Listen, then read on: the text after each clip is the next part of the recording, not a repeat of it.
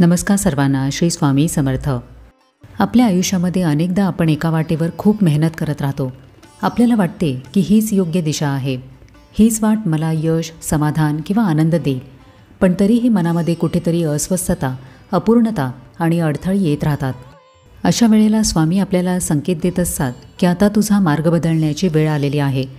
जीवनामध्ये असा टप्पा येतो जेव्हा आपल्याला जाणवते की आपण चाललेला मार्ग योग्य नाही, पण नेमका बदल कधी करायचा, कोणता निर्णय घ्यायचा हे समजणे कठीण होते. अशा वेळेला स्वामी आपल्याला लहान लहान संकेत देत असतात. कधी प्रसंगांमधून, कधी लोकांच्या शब्दांमधून, तर कधी अंतर्मनातील आवाजातून. हे संकेत म्हणजे स्वामींचे अदृश्य मार्गदर्शन असते. जो भक्त या संकेतांना समजतो तो चुकीच्या मार्गावरून योग्य मार्गाकडे वळतो. म्हणूनच प्रत्येकाने आपले मन शांत करून स्वामींचे हे संकेत ओळखायला हवेत. तर आजच्या व्हिडिओमध्ये आपण हेच पाहणार आहोत की जेव्हा आपला मार्ग योग्य नसतो तेव्हा मार्ग बदलण्यासाठी स्वामी आपल्याला कोणते संकेत देतात. सतत अडथळे आणि अडचणी येणे. जर आपण कोणत्याही गोष्टीसाठी खूप प्रयत्न करत असलो पण दरवेळी काहीतरी नवीन अडथळा उभा राहत असेल तर हा एक संकेत असू शकतो. प्रयत्न असूनही यश मिळत नसेल, दरवेळेला काहीतरी अपूर्ण राहत असेल तर स्वामी सांगत असतात की हा मार्ग तुझ्यासाठी नाही. जेव्हा आपल्या मार्गावर सतत अडथळे, अडचणी आणि अपयश येत राहते तेव्हा हा फक्त योगायोग नसतो. अशा वेळेला स्वामी आपल्याला मार्ग बदलण्याचे संकेत देत असतात. स्वामींच्या कृपेमुळे कधीकधी आपण चुकीच्या रस्त्यावर जाऊ नये म्हणून अडथळ्यांचा अनुभव घ्यावा लागतो. हे संकेत असतात की आता दिशा बदलण्याची गरज आहे. योग्य मार्गावर वळल्यानंतर गोष्टी सहज घडायला लागतात, मनात शांती येते आणि प्रयत्नांना फळ मिळू लागते. त्यामुळे अडथळ्यांना स्वामींचे मार्गदर्शन आहे असे मानावे. मनातली अस्वस्थता. बाहेरून सगळे ठीक दिसते पण आतून मन शांत नसते. जे करतो आहे त्यातून समाधान मिळत नाही. मन वारंवार प्रश्न विचारत राहते की मी खरंच योग्य जागी आहे का, योग्य काम करतो आहे का. ही अस्वस्थता म्हणजे स्वामींचा संकेतच असतो. बाहेरचे सगळे ठीक असूनही मन शांत नसते. विचार सतत धावत राहतात, झोप लागत नाही, निर्णय घेताना गोंधळ होतो. या सर्व मार्गांनी स्वामी आपल्याला आत्मपरीक्षण करण्याची आठवण करून देत असतात. मनाची ही अस्वस्थता म्हणजे आपल्या अंतर्मनाचा आवाज असतो जो आपल्याला योग्य दिशेकडे नेण्याचा प्रयत्न करतो. अशा वेळेला मनावर जबरदस्ती न करता प्रार्थना, नामस्मरण आणि स्वामींच्या मार्गदर्शनावर भर द्यावा. जेव्हा आपण सर्व काही स्वामींवर सोपवतो तेव्हा ही अस्वस्थता शांततेमध्ये बदलते आणि योग्य मार्गही आपोआप स्पष्ट होतो. जीवनात होणारे बदल. काही वेळेला अचानक अशी परिस्थिती तयार होते की आपण ज्या दिशेने चाललो होतो तीच वाट बंद होते. संधी नाहीशा होतात, लोकांशी नाती तुटतात किंवा नवीन दरवाजे उघडतात. हे सर्व योगायोग नसतात तर स्वामींची योजना असते. काही वेळेला आयुष्यामध्ये असे बदल घडतात की आपण चालत असलेला मार्ग थांबवून नव्याने विचार करावा असे वाटते. आपण ठरवलेली दिशा अचानक अडथळ्यांनी भरून जाते तर दुसरीकडे नवीन संधी सहजपणे दार उघडते. हे फक्त नशिबाचे खेळ नसतात तर स्वामींचा सूक्ष्म संकेत असतो. ते आपल्याला चुकीच्या मार्गावरून योग्य मार्गाकडे वळवतात. म्हणूनच जेव्हा वारंवार काही गोष्टी अडतात आणि नवीन वाटा खुल्या होतात तेव्हा घाबरून जाऊ नये. उलट स्वामींवर विश्वास ठेवावा आणि तो बदल स्वीकारावा. हा बदल आपल्याला चांगल्या प्रवासाकडे घेऊन जाणारा मार्ग असतो. अंतर्मनाचा आवाज. काही वेळेला आपण स्वतःच्याच मनाला नीट ऐकले तर एक आवाज येतो की बास, आता पुरे झाले, ही वाट सोड आणि दुसरीकडे जा. हा आवाज आपला नाही तर तो ईश्वरी संकेत असतो. स्वामी आपल्या अंतःकरणातूनच आपल्याशी बोलत असतात. आपण कितीही योजना आखल्या, कितीही प्रयत्न केला तरी मनामध्ये एक खोलवर आवाज म्हणतो की हा मार्ग योग्य नाही. हा आवाज दुर्लक्ष केला की बेचैनी वाढते, समाधान मिळत नाही. हा आवाज म्हणजे स्वामींचा संकेत असतो की आता नवीन मार्गाचा स्वीकार करावा. जीवनात बदल घडवण्यासाठी धैर्याची आणि आत्मविश्वासाची गरज असते आणि हा अंतर्मनाचा आवाज आपल्याला योग्य दिशेने वळवतो. स्वामी आपल्याला चुकीच्या वाटेवरून थांबवतात आणि खरी दिशा दाखवतात. त्यामुळे या अंतर्मनाच्या आवाजाकडे लक्ष देणे म्हणजे स्वामींचा आदेश मान्य आहे.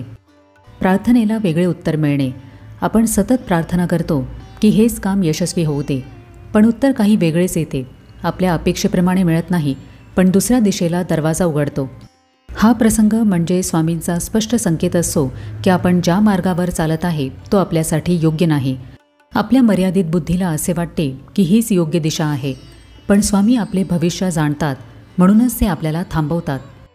आपल्या प्रार्थनेला नाही असे उत्तर देऊन किंवा वेगळे काहीतरी उत्तर देऊन ते आपल्याला योग्य मार्गाकडे वळवतात. अशा वेळेला नाराज न होता स्वामींचा संकेत समजून घेतला पाहिजे, कारण स्वामींना आपले भले कशात आहे हे माहिती असते. आसपासच्या लोकांकडून संकेत मिळणे. बऱ्याच वेळेला आपल्या भोवतीचे लोक आपल्याला वारंवार सांगत असतात की हे तुझ्यासाठी योग्य नाही, तू वेगळे काहीतरी करायला हवेस. पहिल्यांदा आपण दुर्लक्ष करतो, पण पुन्हा पुन्हा तोच सल्ला मिळतो. हा योगायोग नसतो, तर हेही स्वामींच्या संकेताचे माध्यम असते. आपण जेव्हा एखाद्या निर्णयाच्या मार्गावर असतो तेव्हा आजूबाजूच्या लोकांच्या शब्दांमध्ये प्रोत्साहन नसून शंका आणि भीती असते. कारण जेव्हा मार्ग योग्य असतो तेव्हा किमान थोडे प्रोत्साहन, सकारात्मकता किंवा आतून समाधान मिळत असते. पण जर फक्त निरुत्साह आणि नकारात्मकतेने वातावरण व्यापले असेल तर हा स्पष्ट इशारा असतो की आता दिशा बदलावी लागेल. स्वामी अप्रत्यक्षपणे अशा लोकांच्या शब्दांमधून आपल्याला योग्य मार्ग शोधायला सांगत असतात. नवीन मार्गाकडे ओढ वाटणे. जीवनामध्ये असा टप्पा येतो जेव्हा आपल्याला जाणवते की आपण चालत असलेला मार्ग योग्य नाही. आपल्या मनामध्ये एक अज्ञात ओढ निर्माण होते, जे आपल्याला नवीन विचार, नवीन दिशा आणि नवीन संधीकडे खेचत नेते. ही ओढ म्हणजे स्वामींचा सूक्ष्म संकेत असतो की आता जुन्या मार्गावरून पुढे जाऊन नवीन मार्ग स्वीकारण्याची वेळ आलेली आहे. आतून सतत येणारा आवाज आपल्याला थांबवत असतो आणि नवीन मार्गाकडे घेऊन जातो. ही ओढ भीतीपेक्षा आशेने भरलेली असते.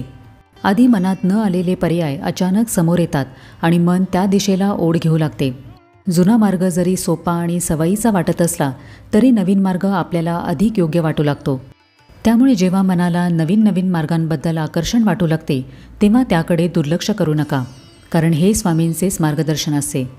बऱ्याच वेळेला आपल्याला वाटते की मार्ग बदलणे म्हणजे हार मानणे, पण खरा अर्थ तसा नसतो.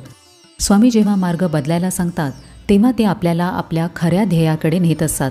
याचा अर्थ असा होतो की आधीचा अनुभवही वाया गेलेला नाही, तर तो एक तयारीचा टप्पा होता. त्यामुळे खूप प्रयत्न करूनही कामे मार्गी लागत नसतील, सतत अपयश किंवा अडथळा येत असेल तर अशा वेळेला स्वामींचे संकेत ओळखायला शिका. प्रत्येक गोष्टीकडे खुल्या मनाने पहा. अडथळे, अस्वस्थता, योगायोग, लोकांचे बोलणे हे दुर्लक्ष करू नका. प्रार्थना करून शांत मनाने उत्तर शोधा. जो मार्ग आपल्याला आतून शांती आणि आनंद देतो तोच आपल्यासाठी योग्य असतो. स्वामी आपल्याला विचार करण्याचे स्वातंत्र्य देतात, कोणतीही जबरदस्ती करत नाही. ते आपल्याला योग्य मार्ग दाखवतात. स्वामींचे संकेत हे नेहमी सूक्ष्म असतात. त्या मार्गाने चालण्याचा निर्णय आपल्यालाच घ्यायचा असतो. म्हणूनच जेव्हा आपल्याला सतत असे अनुभव येतात, जसे की एखाद्या मार्गामध्ये सतत अडथळा निर्माण होणे, अस्वस्थता वाटणे किंवा एक दरवाजा बंद होऊन दुसरीकडे दरवाजा उघडणे, तेव्हा नक्की समजून घ्यावे की स्वामी आपल्याला मार्ग बदलायला सांगत आहेत. मार्ग बदलणे म्हणजे पराभव नसतो, तर खऱ्या प्रवासाची सुरुवात असते. जेव्हा परिस्थिती आपल्याला पुढे ढकलते, नवीन दरवाजे उघडतात किंवा आतून सतत नवीन वाटेची ओढ जाणवते, तेव्हा तो योगायोग नसतो, तर स्वामी आपल्याला सांगत असतात की जुना मार्ग आता संपला आहे आणि आता नवीन प्रवास सुरू करायचा आहे. बदल नेहमीच भीतीदायक वाटतो, पण त्यामागे स्वामींचे मार्गदर्शन असते.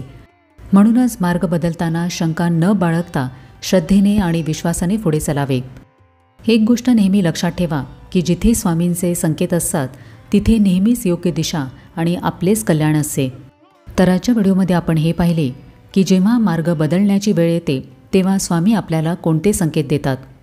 तर कसा वाटला आजचा व्हिडिओ हे मला कमेंट करून नक्की सांगा. आपण भेटूया आता पुढच्या व्हिडिओमध्ये. तोपर्यंत सगळ्यांना श्री स्वामी समर्थ.